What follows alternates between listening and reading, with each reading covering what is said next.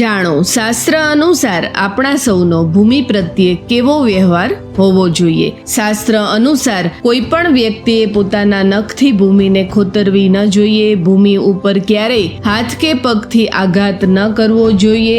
એ સિવાય જ્યારે આદ્રા નક્ષત્રનું પ્રથમ ચરણ હોય એ સમયે ભૂમિને ખેડવી, ખોદવી કે કારણ વગર એ દિવસે ભૂમિનો સ્પર્શ ન કરવો જોઈએ। શાસ્ત્ર અનુસાર આદ્રા નક્ષત્રના પ્રથમ ચરણમાં ભૂમિ ખોદવાથી બ્રહ્મ હત્યા સમાન પાપ લાગે છે।